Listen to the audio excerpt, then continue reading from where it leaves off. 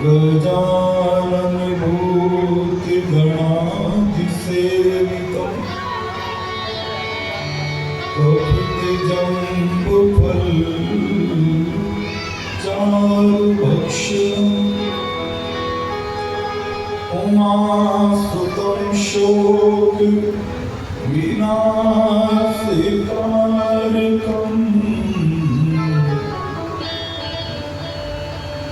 नमामि विघ्नेश्वर पादपङ्कजम्। अक्षय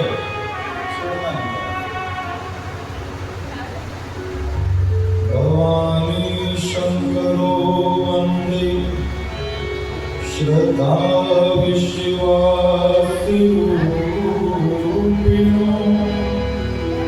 माराजी दूसरा है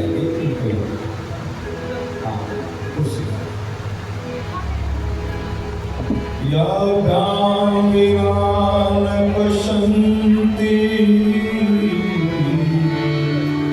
सीता स्वान्त हस्तमीश्वरम्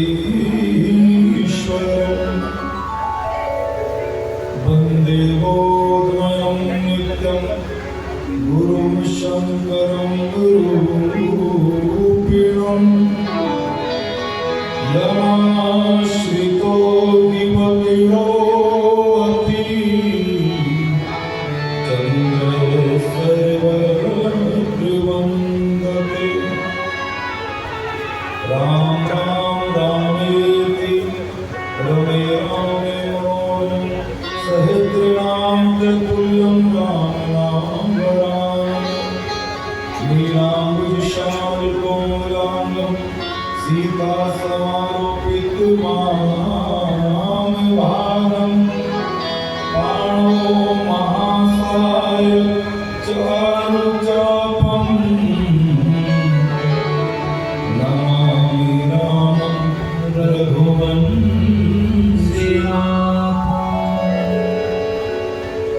कृष्णाय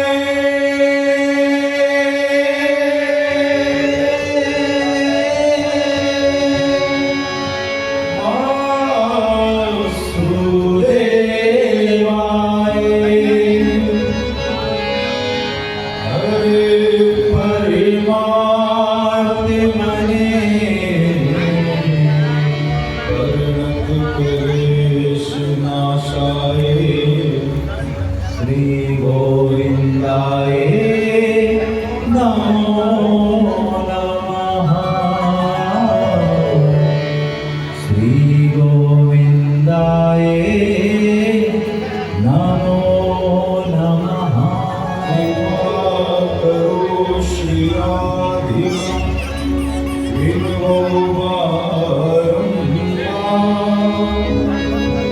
बनी रहे स्मृति मधुर सुचि मंगल सुख श्रद्धानिक बढ़ती रहे बड़े नित्य विश्वास। अर्पण हो दास निखिल के जीवन के सभी स्वास। पार्वती पतय हर हर महादेव हर हर महादेव। जय राधा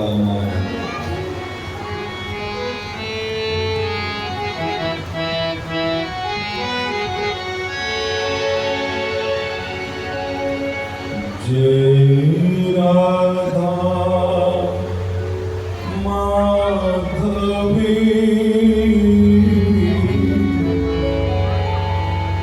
जय कुंज बिहारी जय राधा माधवी जय कुंज बिहारी जय राधा माधवी।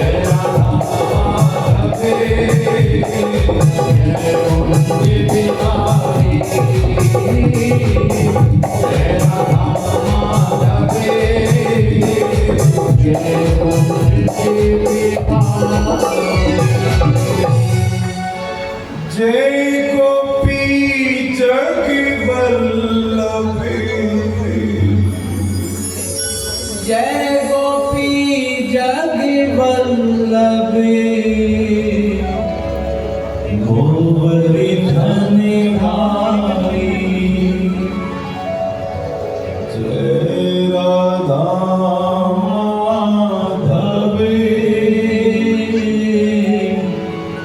जय कुंज बिहारी जय राधा माधवे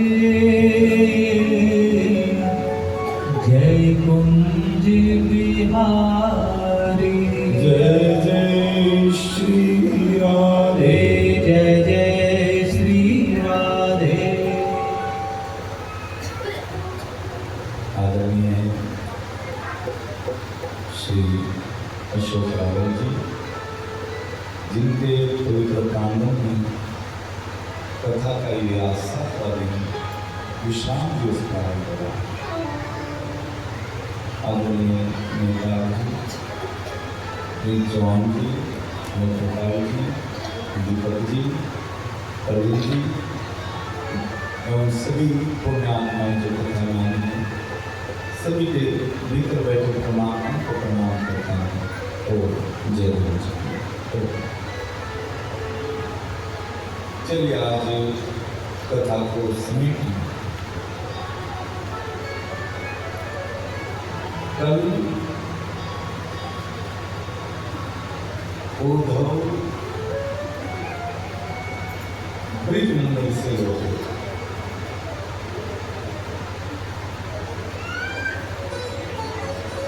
उद्धव जी जब भी ब्रिज मंडल का वर्णन करना चाहते हैं, गला रुलाता है,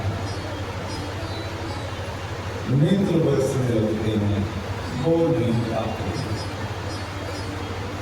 भगवान ने अपने प्रिय सखा को हृदय से लगाकर देखा, मित्र बस यही प्रेम मैं तुम्हारे जीवन में देखना चाहता हूं। अब केवल मैं अकेला नहीं हूं,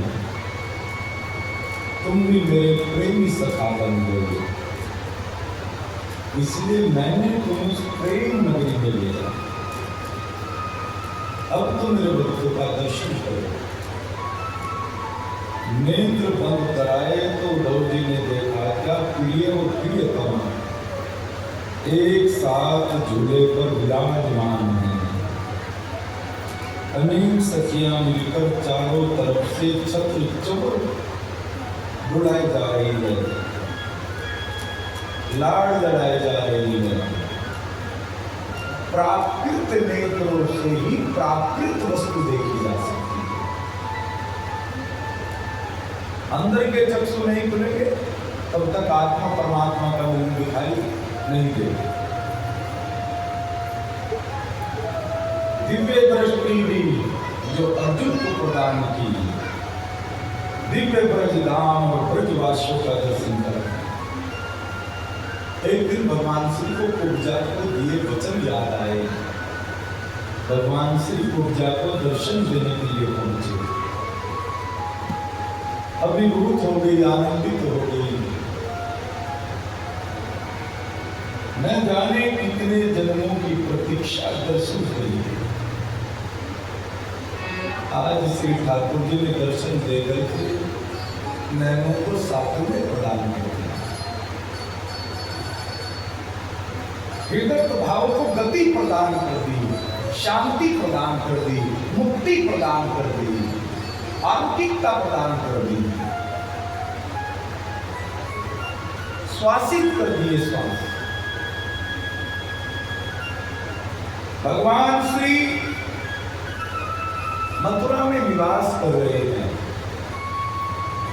कंस की दो पत्नियां जिनका नाम एक का अस्ति एक का प्राप्ति, जरासंध की बेटी है।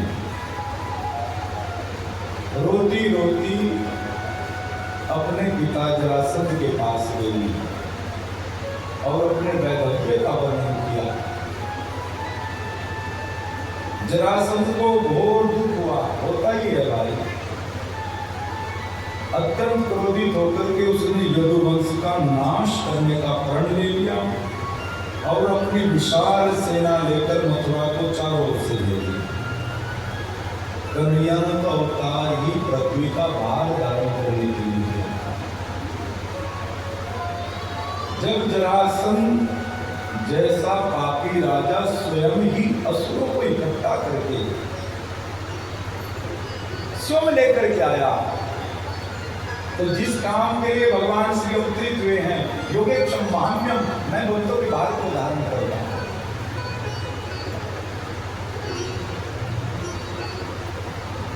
भगवान सचमुच भक्तों के बारे के लिए मुझे एक कथा याद आई। एक आचार्य जी गुरुकुल में पढ़ाया करते,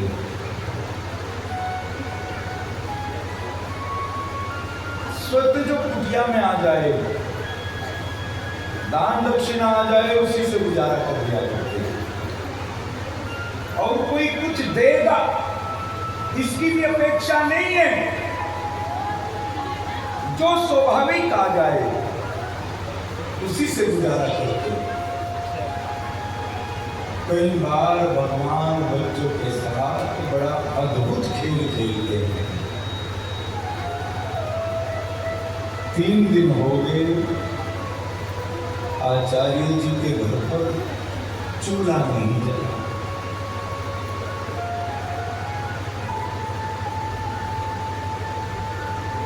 चौथा दिन हो गया, भूखे प्यासे उठे गुरुकुल में पहुंच गए। कभी पत्नी की ओर देखते, कभी स्वयं की ओर देखते। गुरुकुल में पहुंचे, नित्य प्रति का नियम गीता जी का पाठ किया करते। आज जैसी गीता जी खोली, उस पर लिखा वहाँ योगेक्षम महाम्यम, मैं अपने भक्तों के भार को धारण करता हूँ।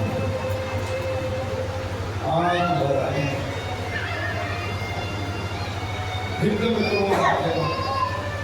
ऐसे धारण करते हो। 3 दिन से अन्न का दाना नहीं गया पेट में,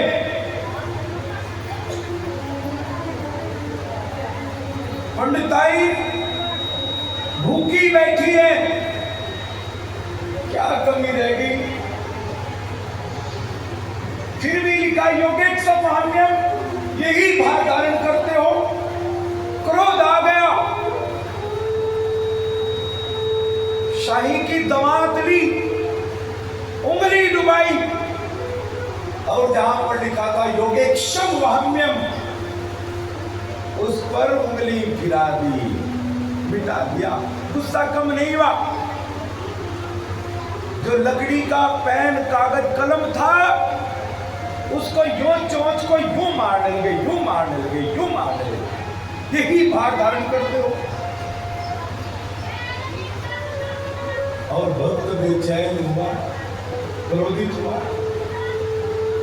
इधर भगवान ने एक नन्हे से बालक का वेश बनाया और भोजन सामग्री लेकर के गुरु माता के पास कुटिया पर पहुंच गए। आवाज लगाई, मैया, ए मां, अरे जल्दी से उतरवा, बोल ज्यादा है। गुरु माता दौड़ी हुई आई, अरे इतना बोझ, इतना सा बच्चा लेकर सोचा गुरुकुल का होगा, इतना बोझ लेकर के आया, बैठ जा। फिर अचानक बोली, अरे तेरे मुंह पर काली क्यों है? बोले मत पूछो मां, आचार्य जी ने मेरे मुंह पर काली पोत दी। क्यों? मां सामान लाने में थोड़ा सा विलंब हो गया, देर हो गई, काली पोत दी। और मां यही मन नहीं भरा, देख मां कलम से कैसे कैसे जोर जोर से कलम मारी, कैसे निशान मारे। गुरु मां ने कहा, इतने निर्दयी हो गए, आ बैठ, तेरा मुंह धो दूं। और जैसे मुंह धोया, गुरु माता के हाथों पर काली लग गई। गुरुकुल के बंद होने के बाद जैसे ही कुटिया पर पहुंचे, गुरु माता ने हाथ धुलवाए और भोजन लेकर के आई। वो देकर के गया क्या? बोले हाँ, याद आ गई। अरे छोटी सी बात के लिए इतने बच्चे को, मासूम प्यारे बच्चे को इतना क्यों मारा? बोला किस बच्चे को? बोले जो सामान दे करके गया। बोले कैसी बात करती हो, मैंने तो किसी को नहीं भेजा। गुरु मां ने कहा यही नहीं रुके, उसका मुंह भी काला किया। देखो मैंने छुड़ाया, मेरे हाथों पर लग गया। एकदम से समझ गए हो ना हो तो मेरा तो नहीं है। दौड़े दौड़े गुरुकुल में गए, गीता जी को उठाया। अब जैसे गीता जी को खोला, भले ही शाही लगा रखी थी, लेकिन एकदम से अक्सर भर कर के आए, योगेक्षम महाम्यम, मैं भक्तों के भार को धारण करता हूं। तो जो भक्त भगवान के आश्रित हो जाता है, उसके भार को तो भगवान धारण करते हैं। आइए जरा बांके बिहारी लाल मेरा उद्धार करो, फिर आगे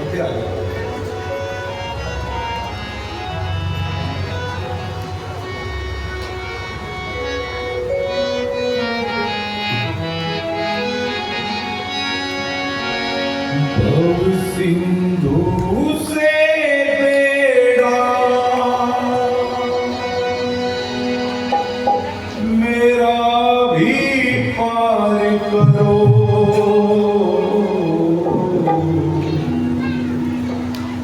भव सिंधु से बेड़ा मेरा भी पार करो।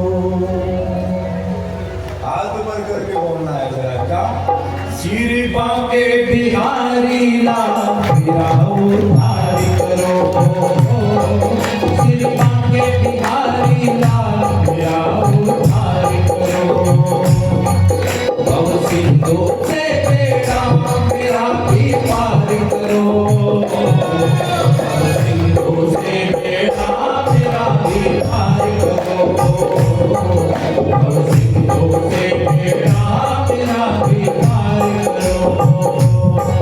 श्री बांके बिहारी लाल मेरा उद्धार करो, श्री बांके बिहारी लाल मेरा उद्धार करो।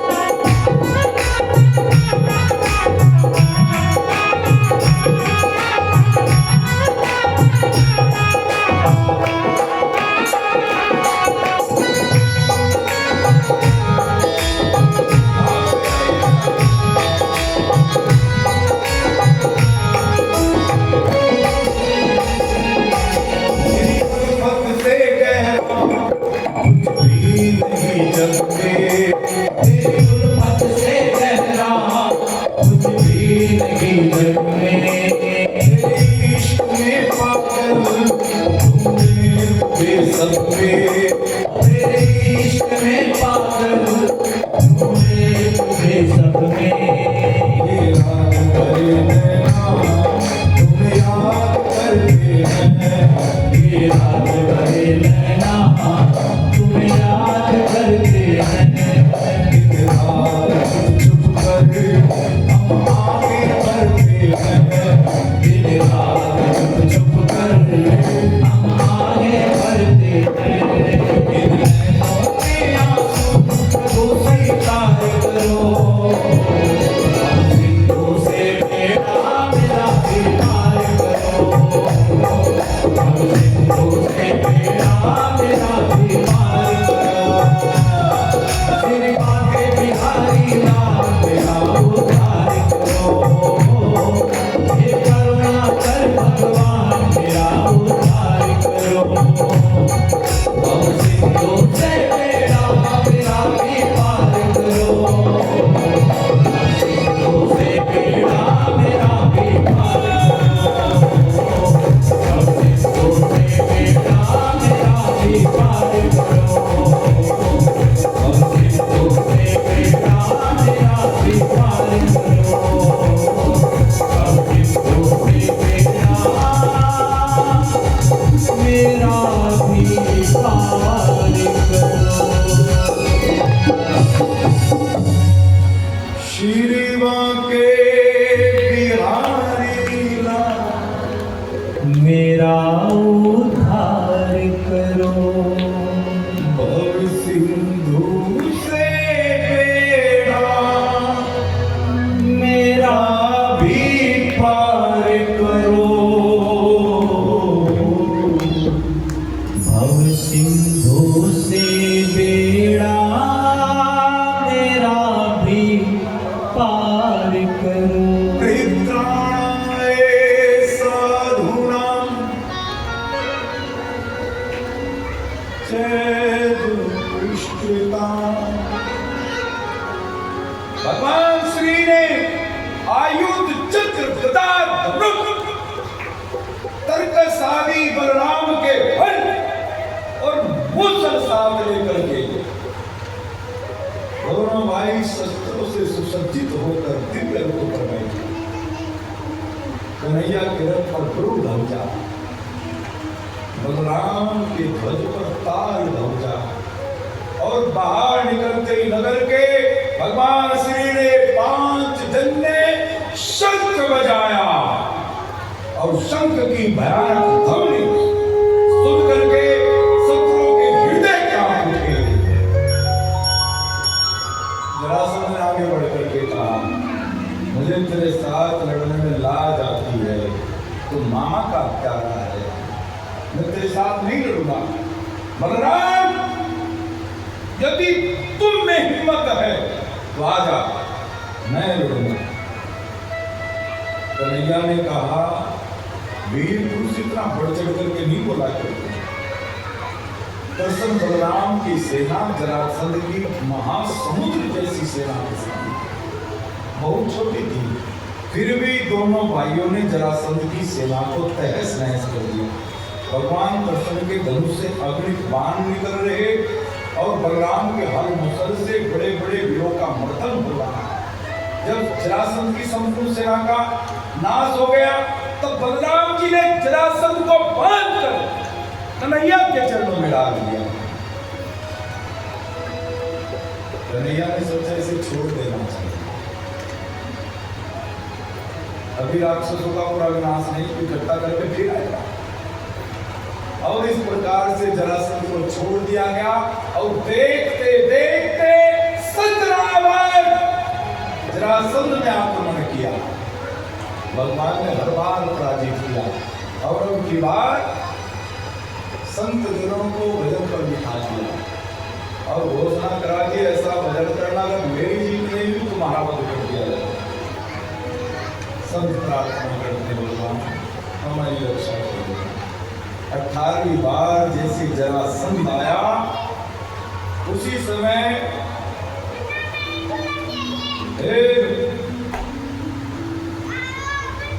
अरे रुपया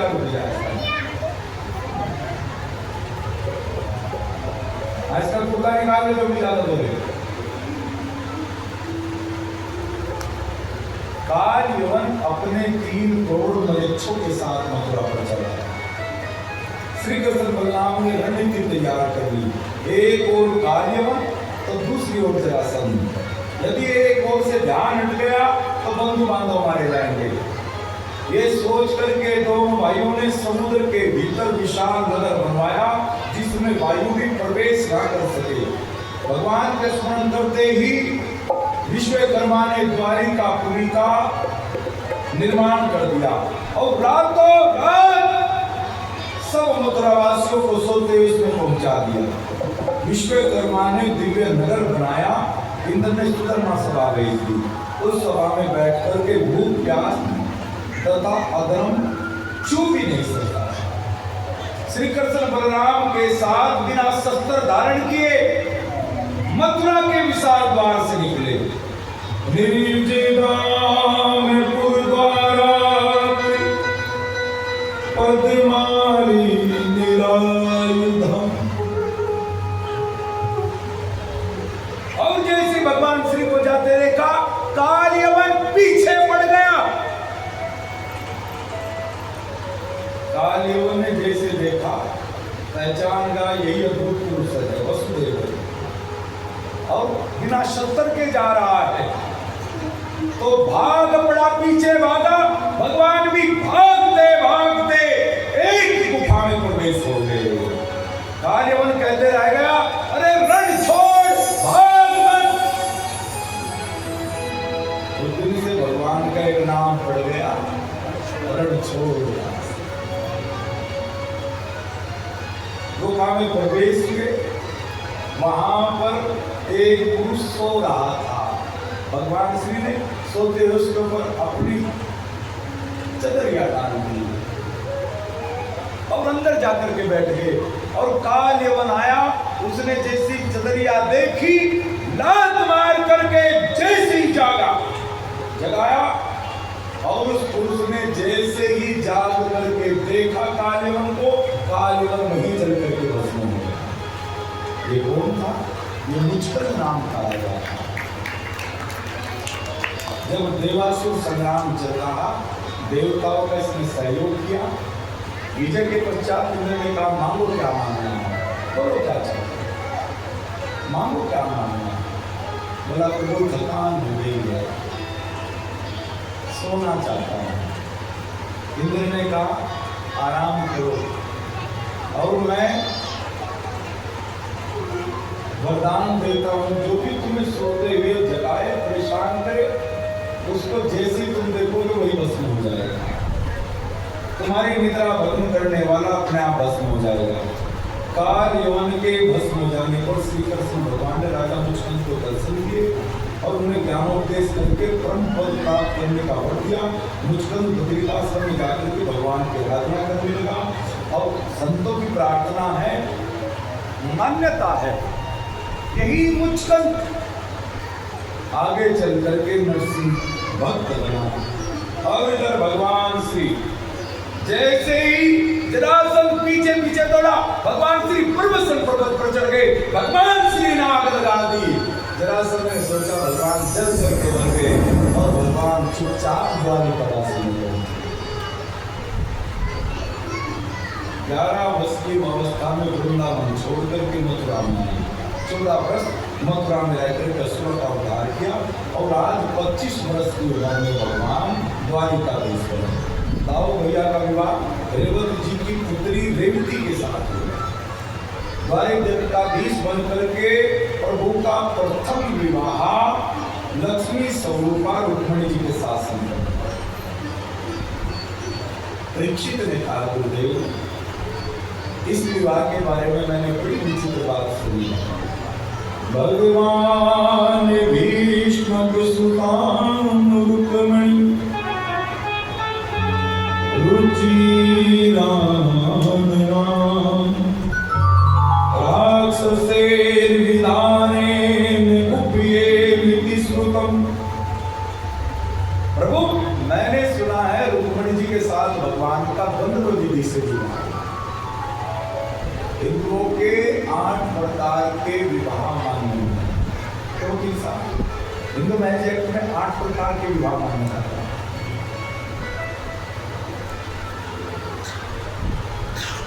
प्रथम विवाह सुखदेव जी ने कहा मुस्कुराए बिल्कुल झूठ सुना। द्वारिकाधीश का प्रथम विवाह रुक्मणी जी के साथ द्वंद्व में विवाह। ऐसा कैसे हुआ गुरुदेव? बोले राजा आसीत भीष्मको नाम विदर्भाधिपति महान तस्य पंचावहन पुत्रा कन्यका च वरान। विदर्भ देश के राजा भीष्म के 5 पुत्र, एक अति सुंदर कन्या, सबसे बड़े पुत्र का नाम रुक्मी। कई बार परिवार में होता क्या है, बेटा कुछ कहेगा बाप कुछ कहेगा।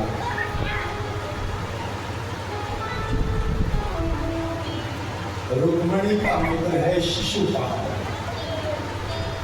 रुक्मी का मित्र है शिशुपाल। भाई हैं 4, रुक्मत, रुक्मबाहु, रुक्मकेश और रुक्माली।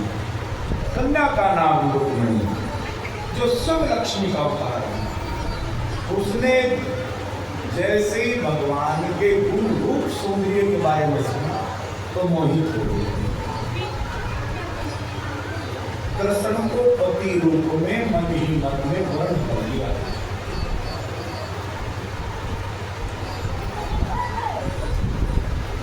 रुक्मी ने क्या किया?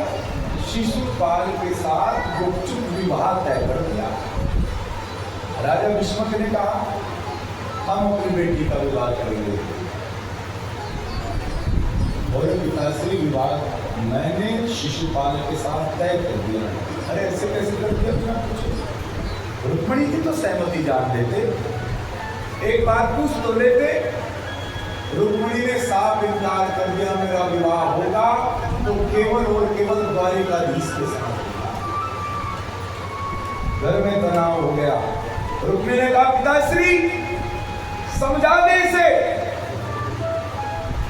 विवाह के लिए हम झूठ मूठ संबर का आयोजन करेंगे, लेकिन ये वर्ण करेगी तो शिशुपाल का ही करेगी। वैसे तो सब लोगों को संदेशा भिजवाया गया और कन्हैया को रुक्मणी ने शुभ संदेशा भिजवाया। हे प्रभु, मैं अपना सर्वस्व आपको समर्पित करती हूँ।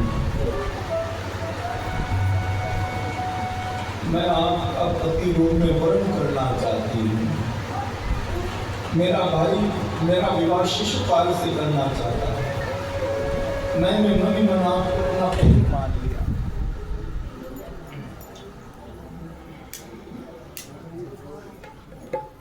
श्री कृष्ण गोविंद हरे मुरारी, हे नाथ नारायण वासुदेवा।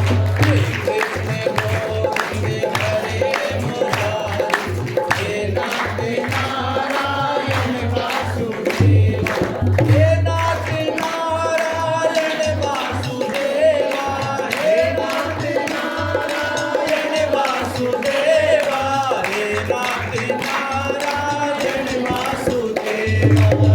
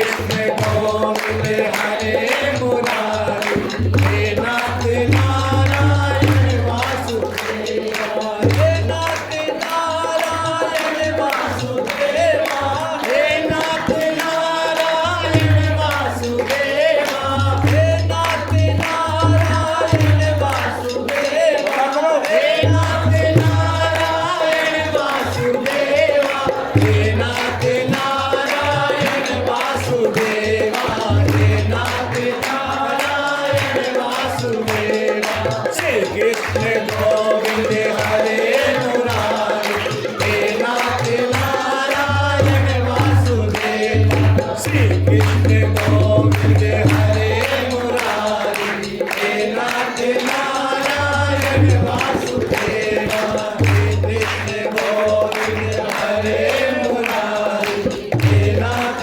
नारायण वासुदेवा श्री कृष्ण गोविंद हरे मुरारी हे नाथ नारायण वासुदेवा हे नाथ नारायण वासुदेवा हे नाथ नारायण वासुदेवा हे नाथ नारायण वासुदेवा हे नाथ नारायण वासुदेवा नाथ नारायण वासुदेवा हे नाथ नारायण वासुदेवा श्री कृष्ण गोविंद हरे मुरारी हे नाथ नारायण वासुदेवा श्री कृष्ण गोविंद हरे मुरारी हे नाथ नारायण वासुदेवा श्री कृष्ण गोविंद हरे मुरारी हे नाथ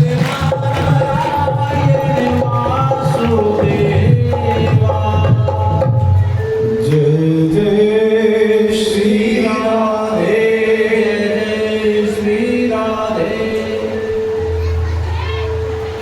रुक्मिणी ने ये जो बच्चे बोल रहे हैं ना इनका ध्यान रखो। इनको कुर्सी से उतारे सकते चलो नीचे चलो कुर्सी से रोज मैंने अपने बच्चों को कल से बदले करके आना है यहाँ बच्चों को।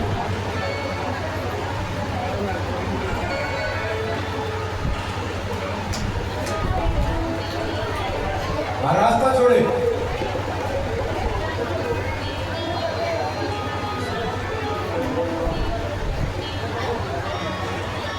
जैसे ही रुक्मिणी ने बड़ा प्रेम भरा पत्र लिखा,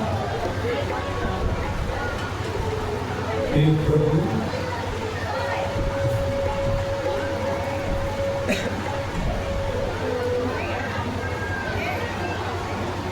मैं आपका वर्ण करना चाहती हूँ। मैंने मनी मन आपको पति स्वीकार कर लिया है। यद्यपि मेरा विवाह शिशुपाल से करना चाहता हूँ।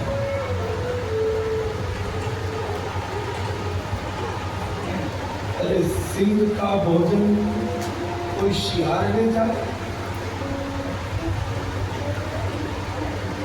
हे प्रभु, मैंने आपका सर्वस्व आपको मान लिया है, इसलिए आप मुझे अपने साथ ले जाएं। हमारी कुल परंपरा है कि विवाह के एक दिन पूर्व कन्या गिरिजा देवी की पूजा करने मंदिर में जाती है। मैं भी मंदिर में पूजा के लिए जाऊंगी, आप भी उसी समय आना और मुझे ले जाना। रुक्मिणी का संदेश ब्राह्मण लेकर के गया तो प्रभु विचलित हो गए। व्रत तैयार होकर करने को कहा। ब्राह्मण से पूछा विवाह का मुहूर्त कब है? ब्राह्मण का विवाह तो परसों ही है। तत्काल ही ब्राह्मण को विदर्भ के लिए प्रस्थान कर दिया और स्वयं भी व्रत पर बैठ करके चलने लगे। बलदाऊ ने पूछा, कन्हैया कहाँ जा रहे हो? अब संकोच लगे, बोले बड़े भैया वहीं जा रहे हैं। बोले रे वहां कहाँ जा रहे हो? अरे वहीं जा रहे हैं। बलदाऊ समझ गए। बलदाऊ ने इशारों में सेना को तैयार किया और कन्हैया के पीछे पीछे सेना को साथ लेकर के चले। अब जैसे गिरिजा देवी के यहाँ पर वैसे तो अनेक राजाएं हैं। शिशुपाल के पिता चेदी नरेश राजा दंभोज, उन्हें तो पता था कि वो हमारे साथ होगा। बारात सजा करके लाए अनेक राजाएं। और रुक्मी ने कह दिया वैद से विवाह होगा तो शिशुपाल के साथ होगा। अब रुक्मिणी चली है गिरजा मैया का पूजन करने के लिए और बड़े भाव से जैसे पहुंची अंबिका का पूजन करने लगी। आरती सवार लाई। आइए जरा हम भी पूजन करेंगे क्या?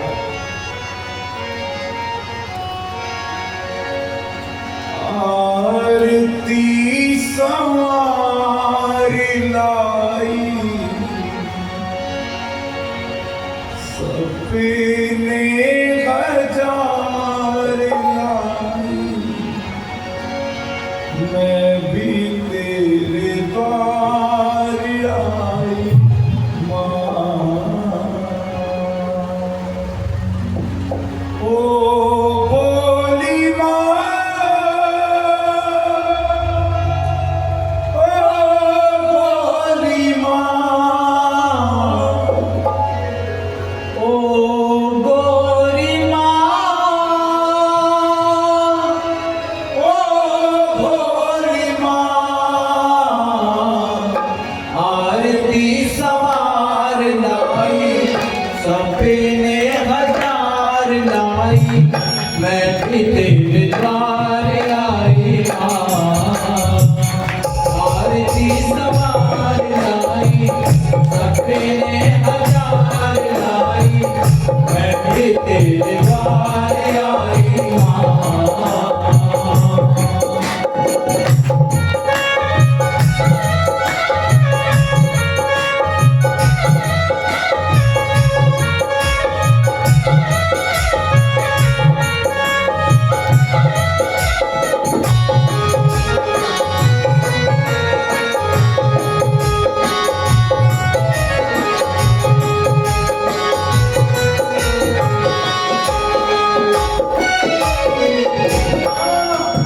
तुम ही पालन करती इस सारे जगत का। तुम ही पालन करती इस सारे जगत का।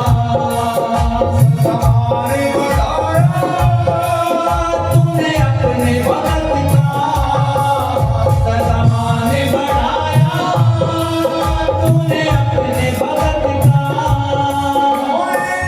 कुबीरा दे चाहे पारी लगा दे, कुबीरा दे चाहे पारी लगा दे। आरती सवार लाई सपने हजार लाई, मैं भी तेरे द्वार आई माँ। आरती सवार लाई सपने हजार लाई, मैं भी तेरे द्वार आई माँ। आकर बंदे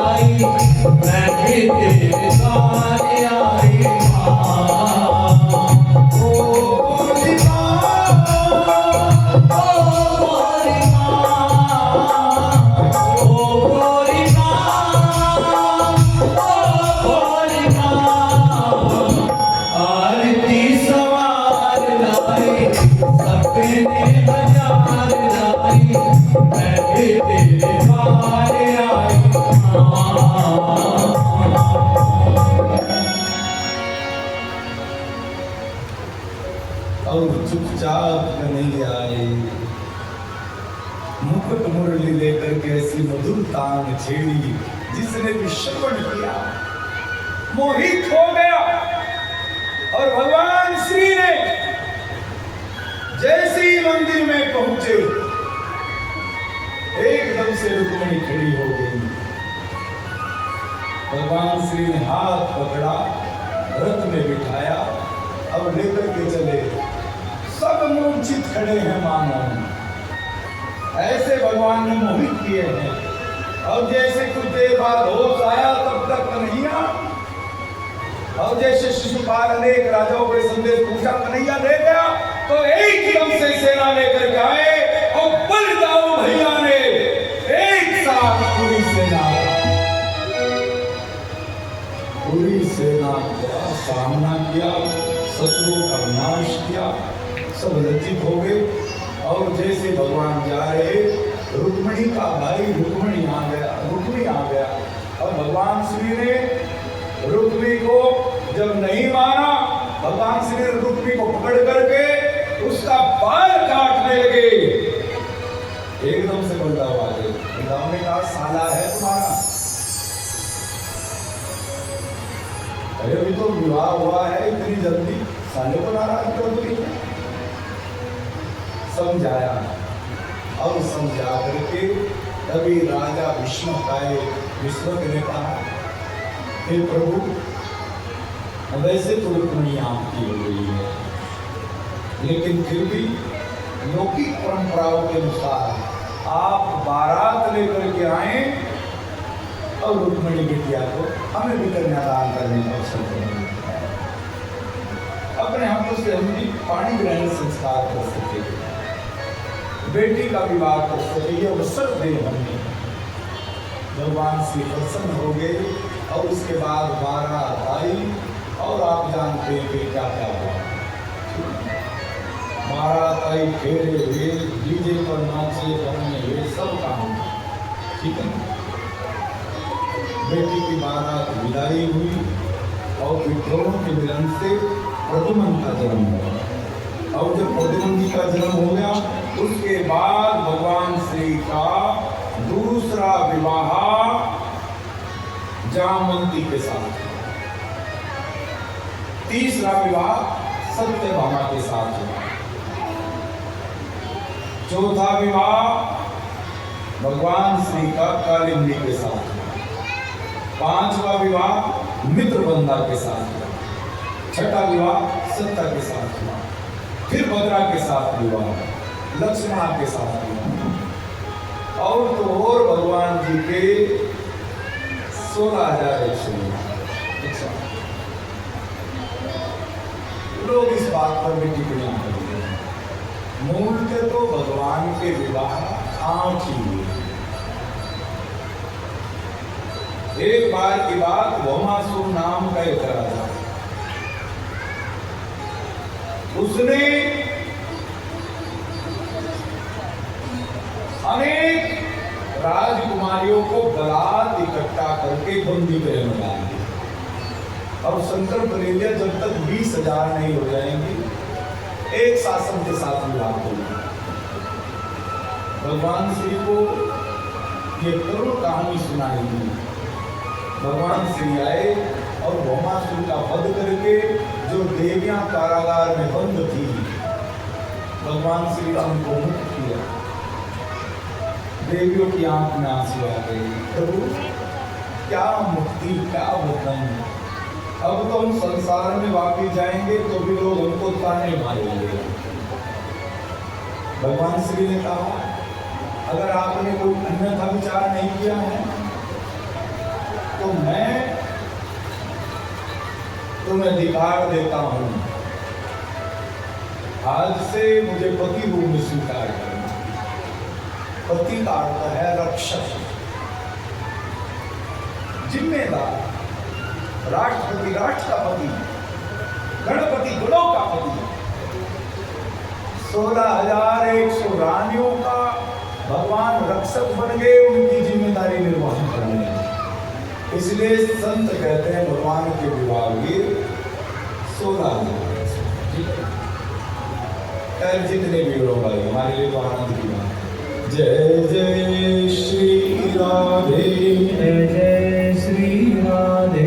बस मैं ज्यादा इस पर चर्चा आज नहीं कर रहा हूँ, कथा को मुझे पूरा नहीं। विवाह के अब चलो कहाँ चलते हैं, अब चलते हैं चरोशा नगर की कथा।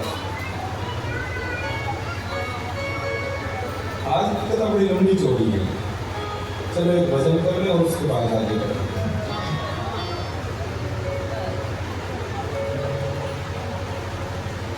हाँ ठीक।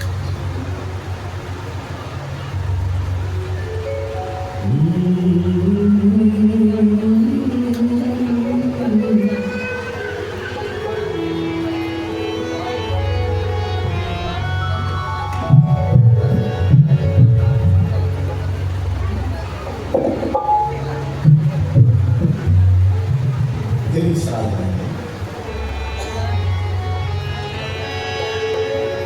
या कहने की बात की कुछ बच्चों की फरमाइश थी उसे बोलने।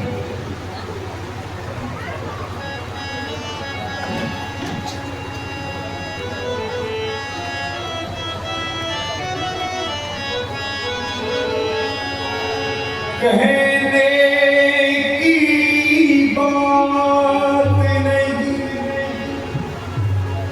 कहने की बात नहीं,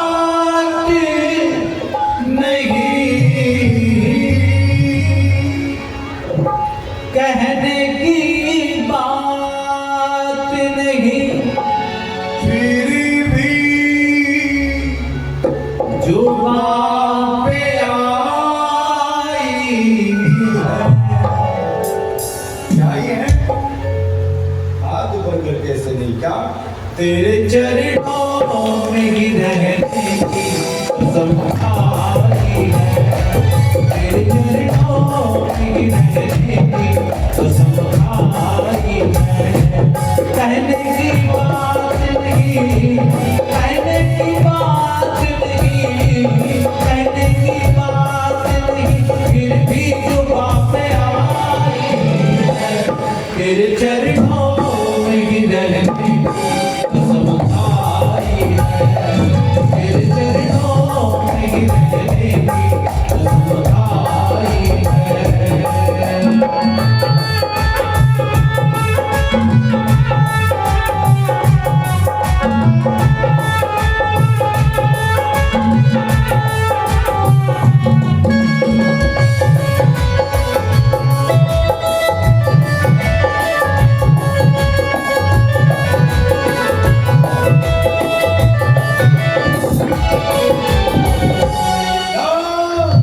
तेरी रहमत का मेरे दाता कोई पार नहीं। आज यहाँ पार नहीं, आज यहाँ पार नहीं। तेरी रहमत का मेरे दाता कोई पार नहीं, आज यहाँ पार नहीं, आज यहाँ बात से इनकार नहीं, आज इनकार नहीं, आज इनकार नहीं।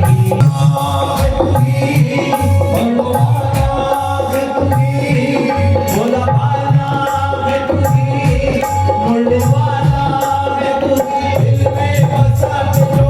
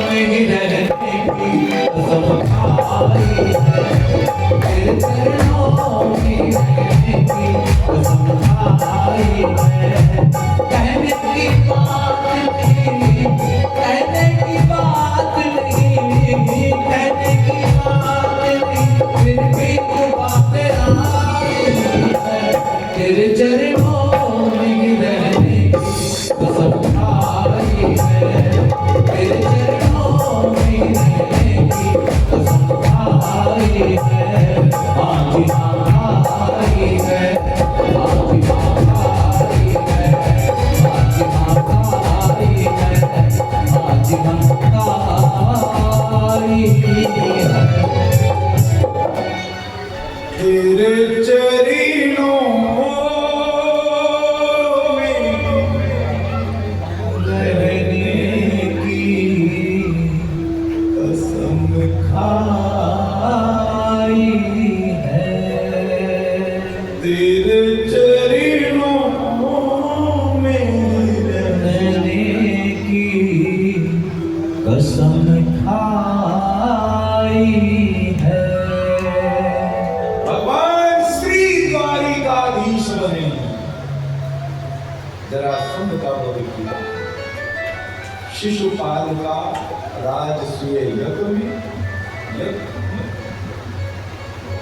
शिशुपाल ने गालियां दी तो भगवान ने अपने चक्र के द्वारा शिशुपाल का वध किया।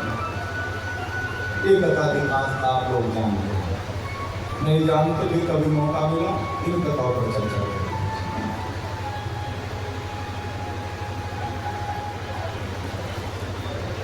कौरवों के साथ युद्ध में राजा परीक्षित भगवान सारथी बने हैं।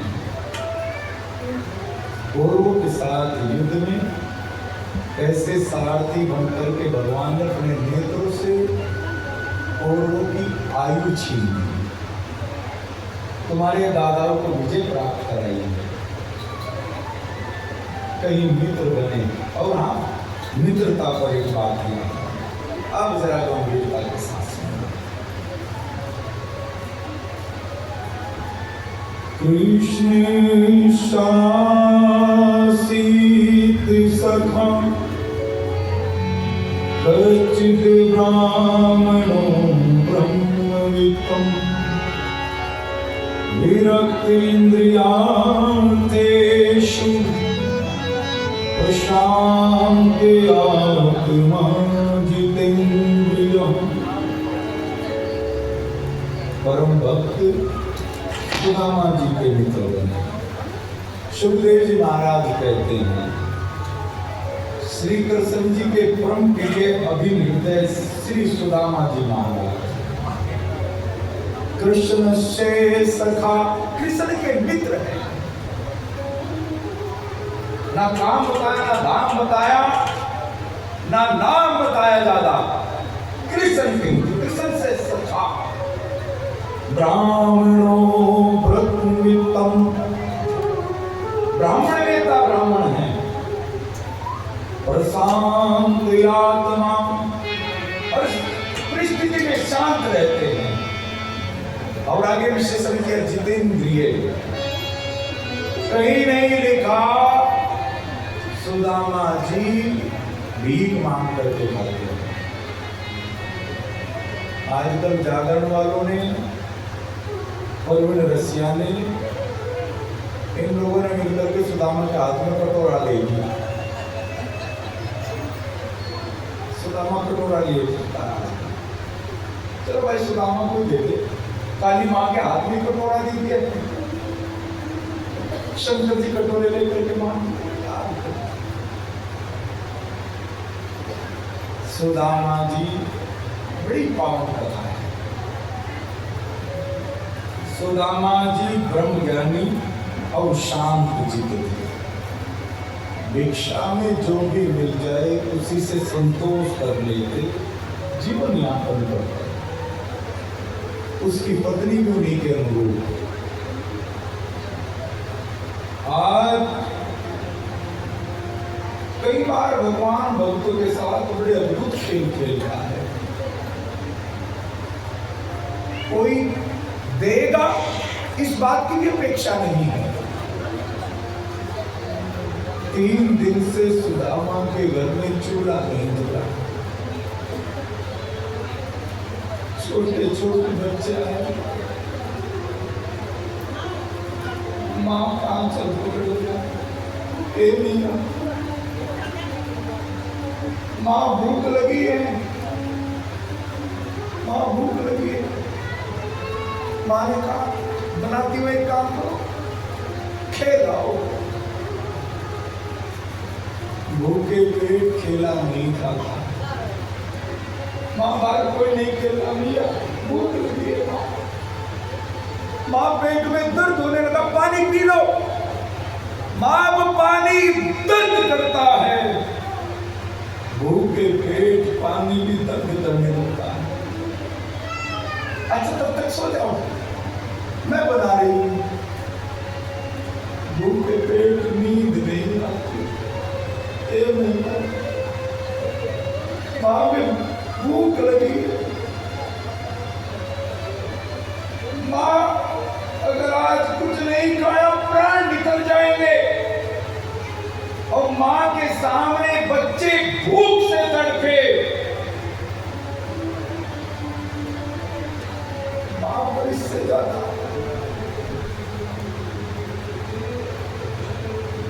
कष्टकारी बात क्या हो सकती है। आज सुदामा का धैर्य जवाब दे गया। सुशीला दौड़ करके आई, चरणों में गिर गई।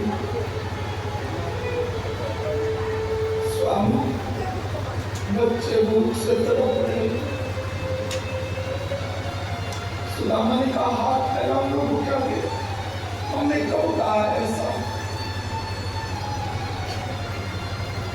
अब हमसे देखा नहीं जाता।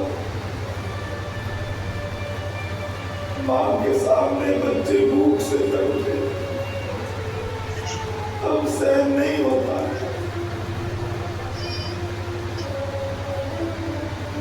अरे मैंने सुना आपके मित्र द्वारिकाधीश है। सुदामा ने कहा लालच आ गया क्या। अरे नहीं, एक बार मिला बस, कुछ नहीं मांगा।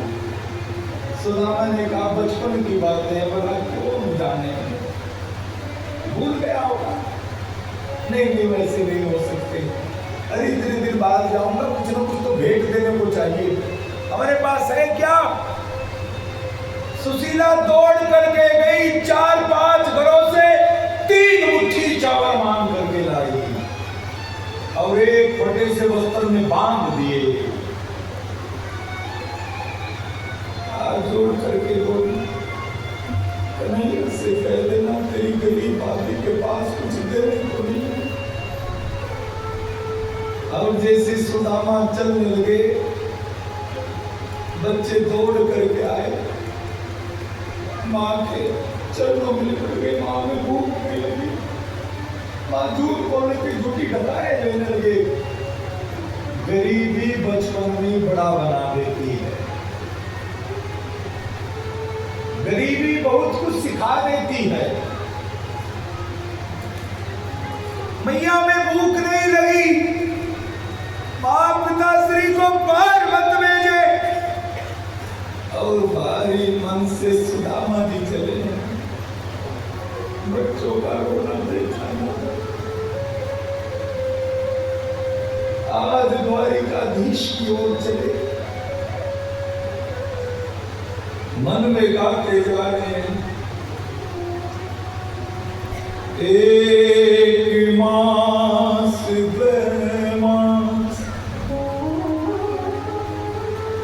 एक मास पक्ष में, एक महीने में 2 पक्ष होते हैं, शुक्ल पक्ष का संपक्ष। एक मास पक्ष में 2 एकादशी हो, सो प्रभु दीन दयाल पे नित परती दीनो। मेरे घर में तो रोज एकादशी हो रही है।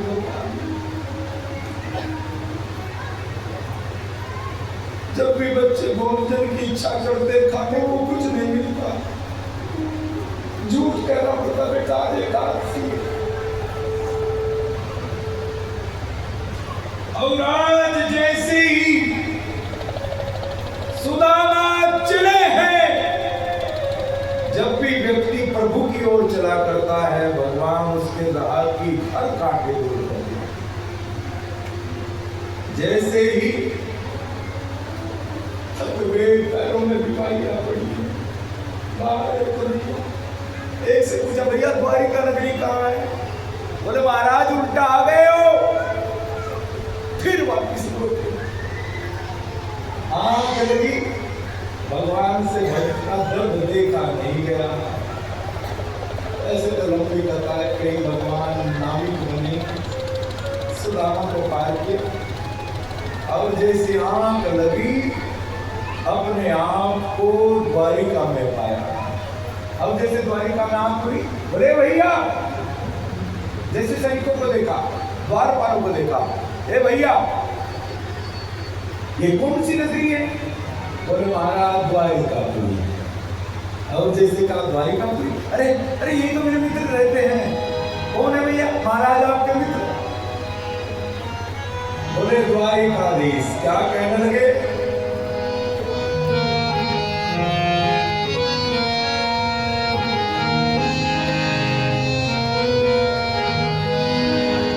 कोई घूम शाम से कह दो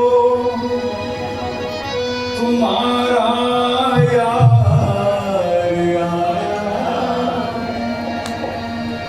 तुम्हारा यार आया है। कोई घनी शाम से कह दो तुम्हारा यार आया, तुम्हारा यार आया। कोई घनी शाम से कह दो तुम्हारा यार आया, तुम्हारा यार आया है।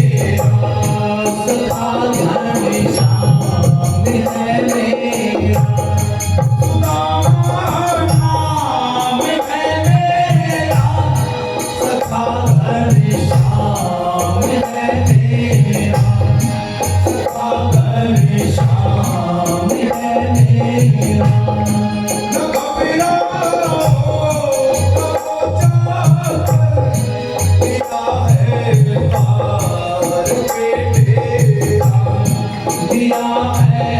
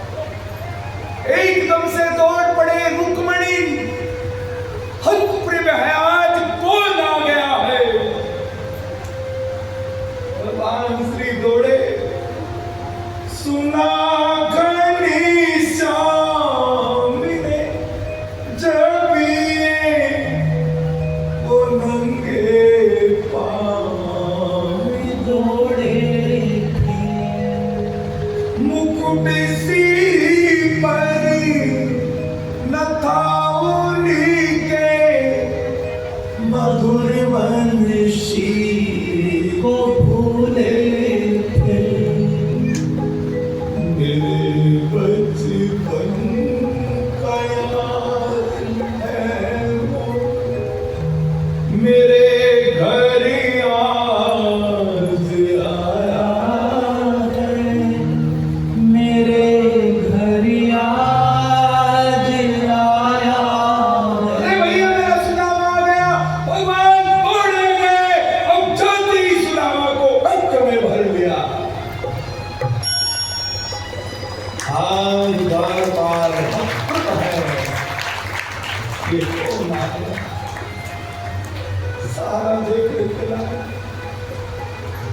आसन पर विराजित करिया कि आओ भगवान चरणों में बैठ।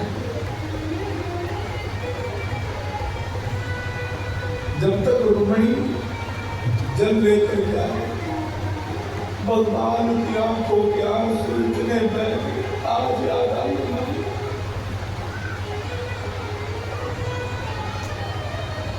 अरे भूल गए सुना भैया, कभी याद नहीं आई हमारी।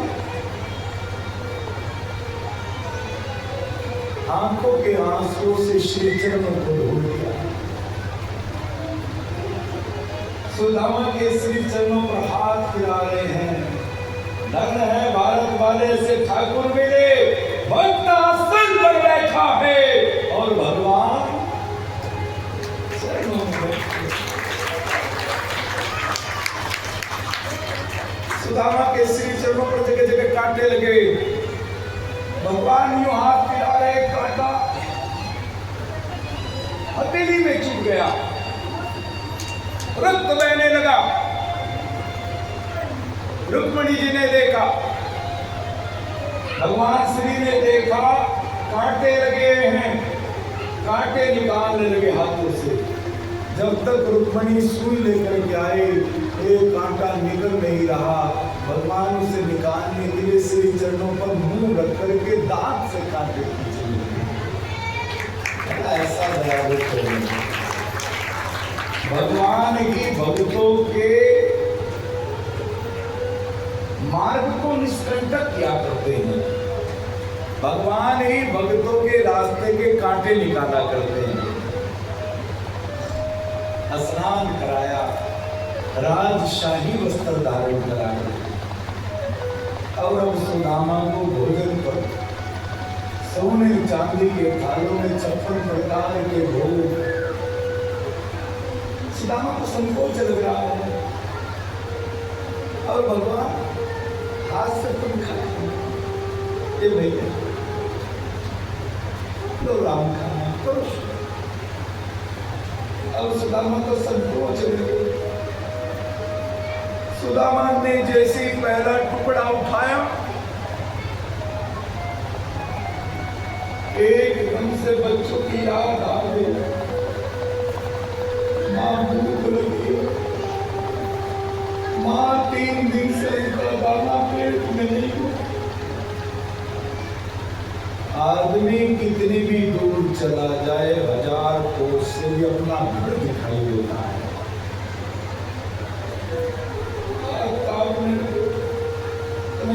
क्या हो गया? कुछ नहीं। ग्रास उठाए, एकदम से बच्चे याद आए, मां भूख लगी है, 3 दिन हो गए मां। ऐसा लगता है कानों में शब्द गूंज रहे हैं, भूख लगी है। बच्चे भूख से तड़पे और बाप 56 प्रकार का भोग कैसे खा सकता है? आज काम रहे कन्हैया सब समझ गए। कन्हैया ने जैसे टुकड़ा ग्रास उठाया और मुंह में दिया, आंसू भरे। कितना सम्मान। रानियों को बुलाया, रुक्मिणी जी आई, सत्यभामा आई, जामुन जी आई, सत्य आई, भद्रा आई, लक्ष्मण आई, अरुंधी आई। सुदामा जी आशीर्वाद देते हुए अब 8 हो तभी तो। उसके बाद दूसरी आई, तीसरी आई, चौथी आई, 5वीं आई। सुदामा का हाथ उछल गया। सुदामा ने कहा एक काम करना है, ये और कितनी है?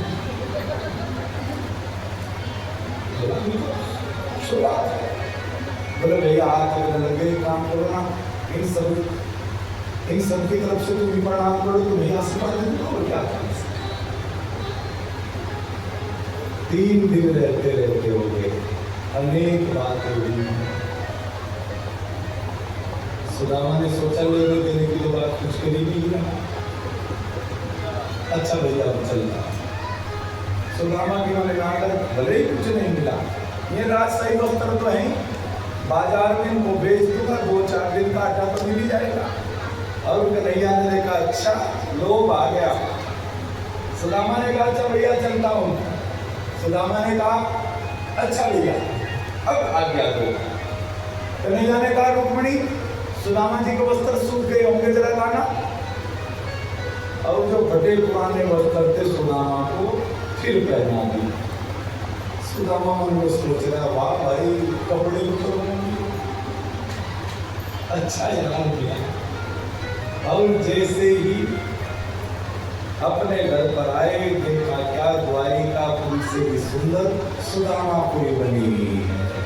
और भक्त वत्सल भगवान की जय हो, भक्त वत्सल भगवान की जय हो, भक्त वत्सल भगवान की जय हो। कोई घनश्याम से कह दो तुम्हारा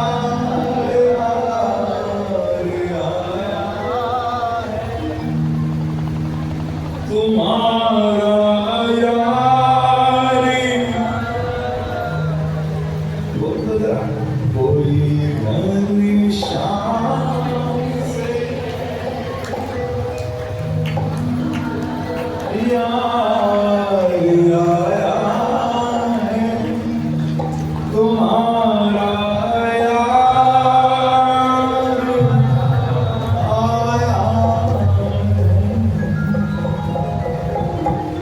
आइए चलो थोड़ा सा बदल लेवल को, ठीक है ना। मूड थोड़ा गंभीर हो गया तो थोड़ा सा बदल लेंगे। राम आएंगे राम आएंगे